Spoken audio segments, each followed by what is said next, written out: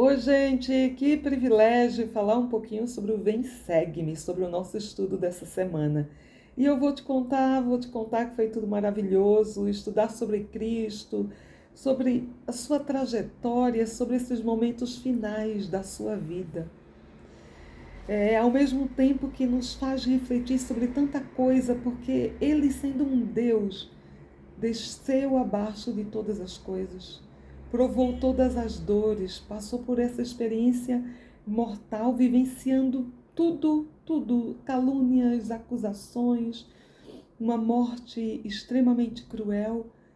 Por todas as coisas Cristo passou. E passou unicamente para que ele pudesse sentir como eu e você sentimos. Ele viveu a própria experiência dele. E ele sofreu por mim, por você, por toda a humanidade. Então, embora seja tão doloroso vivenciar, ler sobre esses momentos finais da vida do nosso Salvador, quanta gratidão, quanta paz me invadiu, por saber que graças a Ele, graças ao seu amor, graças à sua expiação infinita, graças à sua vida, a todo o processo como um todo, nós podemos um dia ressuscitar, podemos um dia reencontrar nossos seres amados e queridos. Essa semana foi uma semana especial e eu busquei trazer o Salvador para a minha vida. Espero que você tenha feito o mesmo. Convidar o Salvador para estar ali, lado a lado com você. Buscá-lo e desejar a sua presença. E muitas coisas me vieram à mente, por exemplo, quando a gente fala de expiação de Cristo, e a gente lembra imediatamente do Jardim de Getsemane. Não tem como não lembrar, porque foi ali que ele expiou sangue por todos os poros. É um sofrimento assim que não tem como mensurar. Eu escutei uma vez um médico que dizia que expelir sangue por um único poro equivale à dor de um parto normal. Ou de expelir pedras nos rins de maneira natural. Isso seria a dor que leva uma pessoa a quase morrer e a desfalecer de achar que não consegue mais, de um único poro. Agora vamos imaginar todos os poros do corpo. Isso é algo que não dá para mensurar. Não dá para me dizer que dor é essa. E Cristo veio a esse mundo sendo um Deus, desceu abaixo de todas as coisas, sofreu todas as coisas, desde perseguição, de traição, de injúrias, de calúnias, da morte mais cruel. Tudo ele passou. Todas as dores físicas, emocionais. Ele estava lá sozinho, praticamente sozinho, no Jardim de Getsemane. E ele passou tudo isso, por mim, por você, ele passou por amor. Ele passou tudo isso, ele cumpriu a sua missão. E muitas vezes, quando a gente pensa na expiação de Cristo, a gente vem logo à mente Jardim de Getsemane. É a primeira imagem, né? Porque essa é a imagem, que lá ele expiou o sangue por nossos pecados. Mas nós precisamos pensar que a expiação, ela é infinita. E ela começou muito antes de virmos a esse mundo. Ela começou na pré-existência, naquele grande conselho do céu, quando Cristo apareceu e disse: envia-me, e eu farei a tua vontade. E foi essa vontade que ele cumpriu e até os seus minutos finais, quando ele dizia: a ti te entrego o meu espírito. Gente, pensar na vida de Cristo, pensar em todo o seu sofrimento, é um bálsamo para a nossa alma. É saber que ele passou por tudo e ele sabe tudo que nós passamos e sofremos. Por isso, podemos contar com ele, podemos dividir a nossa carga com ele. O presidente Joseph Smith, ele disse uma coisa bem interessante. Tudo que acreditamos na igreja se baseia em 3 coisas. Cristo nasceu, Cristo morreu e Cristo ressuscitou. Todas as outras coisas são um apêndice disso, são um complemento disso. A razão por que nós temos a Igreja de Jesus Cristo, dos Santos dos Últimos Dias hoje, é porque temos um Salvador. A razão por que temos o livro de Mórmon é porque ele é um outro testamento de Jesus Cristo, porque temos um Salvador. O motivo desse grande plano de salvação é ter um Salvador. É por esse Salvador, por tudo que ele fez por nós, que podemos ter esperança, que podemos ter esperança na vida futura, que podemos ter esperança na vida eterna e que todos nós ressuscitaremos. Ou seja, Cristo é quem dá sentido à nossa vida. O presidente Monson, ele disse: por ele ter vindo ao mundo, podemos ter alegria e felicidade na vida e paz em cada dia do ano. Por ele ter vindo, nossa existência mortal faz sentido. Gente, como é bom acreditar em Cristo. Como é bom acreditar nesse Salvador, nesse bom pastor, nesse Cordeiro de Deus. É graças a ele que tudo faz sentido. Eu estava lembrando da maneira como os judeus comemoravam a Páscoa. E eles costumavam levar um cordeiro sem mancha, que precisava ser macho, de 1 ano. E quando a gente vai lá para o Novo Testamento, a gente tem esse cordeiro, o próprio João Batista declarou, né? Eis o cordeiro do mundo, limpo, sem mancha, macho, um simbolismo, um protótipo do Cristo que nasceria. Os judeus até hoje comemoram na Páscoa apenas a liberação do povo do cativeiro do Egito. Eles não compreendem que Cristo já veio a esse mundo. Mas temos o privilégio de compreender isso, de saber que Cristo veio e que tudo a respeito da sua vinda se cumpriu. Inclusive quando ele foi crucificado e quando a gente pensa nesse Cordeiro Pascual, ele não podia ter ossos quebrados.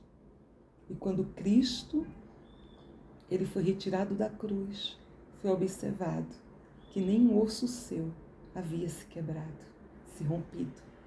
Ou seja, as Escrituras estão cheias de simbolismo a respeito desse Salvador, desse Cordeiro Pascual, que nasceria e que morreria para nos salvar, para limpar os pecados do mundo. Eu achei também muito interessante o que disse o presidente Hinckley. Não haveria Natal se não houvesse Páscoa. O bebê Jesus de Belém seria apenas outro bebê se não houvesse o Cristo, Redentor do Getsêmani e do Calvário, e a triunfante ressurreição. Gente, o nascimento de Cristo em Belém, ele não foi o início da história, assim como o Calvário e a sua crucificação não foi o fim da história. Que a gente possa lembrar, né, que desde o princípio Cristo estava com Deus, que esse plano é eterno, que essa expiação é infinita e que nós podemos confiar nele. Quando a gente pensa no Novo Testamento, nós tivemos os discípulos e mais de 500 pessoas que viram o Cristo ressurreto e que testificaram de Cristo. Quando a gente vai para o livro de Mórmon, vários outros profetas testificaram de Cristo. Aliás, o livro de Mórmon é mais uma testemunha convincente de que Jesus Cristo é o Salvador do mundo, que ele se manifesta a todas as nações e que ele oferece salvação a todos que se achegarem a ele. Por isso, os profetas foram tão diligentes em gravar esses registros nas placas de ouro, para que a gente soubesse para que a gente não pensasse que Cristo foi uma fábula, uma história distante, como alguns até acreditam no mundo, mas para que a gente pudesse ter a firme convicção que Cristo, que foi anunciado por tantos profetas, ele nasceu como um bebê. E ele expiou por nossos pecados, e graças a ele, e por conta dele, por tudo que ele fez, nós poderemos um dia ressuscitar. Porque ele venceu a morte física e espiritual, e podemos também receber a exaltação. Eu não posso imaginar a minha vida sem acreditar em Cristo, porque é Ele que me dá esperança. No manual tem um discurso do bispo presidente, o bispo geral de Calçoé, onde ele conta que em 2017 foi a dedicação, a visitação pública do templo de Paris, na França. E ele disse que um homem que tinha uma expressão um pouco pesarosa estava lá na visitação e abordou um dos guias. E esse homem comentou que ele era vizinho do templo e ele admitiu que ele foi uma daquelas pessoas que se opôs com toda a força à não construção do templo. Mas aí ele relatou ao guia que um dia, enquanto ele olhava pela janela do apartamento dele, ele viu uma grua baixar uma estátua de Jesus, como se fosse do céu, e colocá-la cuidadosamente no pátio do templo. E aquele homem disse para o guia que aquela experiência mudou completamente seus sentimentos a respeito da igreja. Porque naquele momento ele percebeu que nós somos seguidores de Cristo e pediu perdão pelo mal que, porventura, houvesse causado. E aí o bispo presidente, ele continua nesse discurso falando que essa estátua que está lá adornando o templo de Paris é a obra de Thorvaldsen, que apresenta o Cristo vivo, que é o Cristo que venceu a morte, e ele está de braços abertos e ele convida todos a virem a ele. E apenas o sinal dos cravos e das mãos e seus pés, em suas mãos e pés, bem como a ferida em seu lado, testificam da indescritível agonia que ele enfrentou para salvar a humanidade. E ele diz que essa memória, essa descrição, né, desse Cristo vivo, lembra as palavras do livro de Mórmon, quando o Salvador vem ao continente americano, e eis que vira um homem descendo do céu.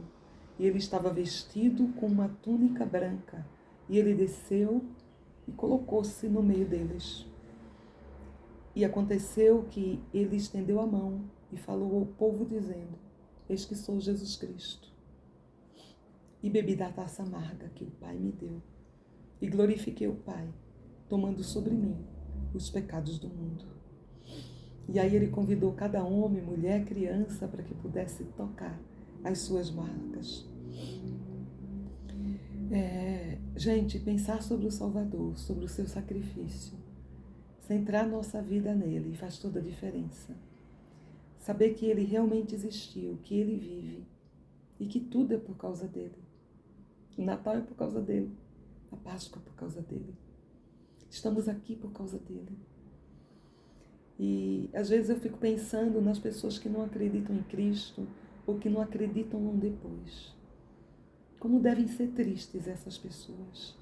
Porque confiar em Cristo nos dá tanta esperança, nos dá tanta paz, de saber que essa vida mortal é nada, que é tudo que é tão insignificante, é tão passageiro, diante de tudo que temos a receber, tudo que temos a desfrutar. Eu gostaria que a gente realmente pensasse, convidasse o Salvador para a nossa vida e que a gente realmente se preparasse para esse momento que a gente vai encontrá-lo, a luz do mundo. Que a gente possa realmente ter essa sensação de tenho trazido o Salvador para a minha vida, tenho feito o suficiente, tenho procurado seguir o que ele seguiu, tenho procurado guardar os mandamentos, tenho procurado lembrar sempre dele, tenho procurado renovar os meus convênios a cada domingo e a trazer mais significado para a minha existência. Eu não tenho dúvidas que o meu Salvador vive e eu só posso expressar nesse dia a minha gratidão por tudo que ele fez por mim, por todo o seu sacrifício. Eu sei que ele expiou por meus pecados. Eu sei que por meio de Cristo nós podemos ser purificados, podemos ser salvos, podemos um dia habitar na presença de Deus. Como eu sou grata por isso, que a gente possa buscar se aproximar mais dele, buscar ter a nossa vida mais parecida com a dele, como discípulos de Cristo, como seguidores de Cristo, imitando as suas obras. E quando as dificuldades vierem, quando as chuvas torrenciais, quando o mar ficar revolto, se a gente tiver Cristo do lado, a gente vai sentir paz e a gente vai caminhar por águas tranquilas, mesmo em meio à tempestade. Que a gente possa ter Cristo como centro da nossa vida e saber que tudo vai ficar bem. Porque com Ele tudo fica bem, ou nessa ou na próxima vida. É essa a esperança que temos, essa é a fé que temos. Como muitos dos profetas testificaram, que possamos somar a nossa voz e testificar de Cristo, falar mais de Cristo e dizer ao mundo que Cristo vive, Ele ressuscitou e que a alegria virá pela manhã. Faz mais ou menos 2 semanas que eu tive um sonho muito especial com meu marido. E nesse sonho ele estava deitado comigo na cama, ele me abraçava e era tudo muito real. E ele me dizia muitas coisas, entre elas que ele estava sempre ali, do meu lado, me protegendo. E entre as coisas que ele me disse e que me trouxe tanto conforto, eu lembro que eu perguntei para ele: como é que eu estou me saindo? E ele disse: bem, você só tem que continuar. Gente, eu senti tanta gratidão por aquele sonho que durou toda a minha madrugada e que foi tão real. Só temos que continuar, prosseguir com firmeza em Cristo. É isso que nós precisamos fazer. E eu sou grata. Sou extremamente grata por esse plano, grata por saber que um dia, quando eu chegar do outro lado, não estarei sozinha, mas terei entes queridos para me receber. Sou grata pela ressurreição do meu Salvador. Sou grata pela Páscoa. Que a gente possa realmente pensar sobre o significado dela e nos tornar pessoas melhores. Uma boa Páscoa, uma feliz Páscoa para todos vocês. E que o Senhor nos abençoe. Até a próxima.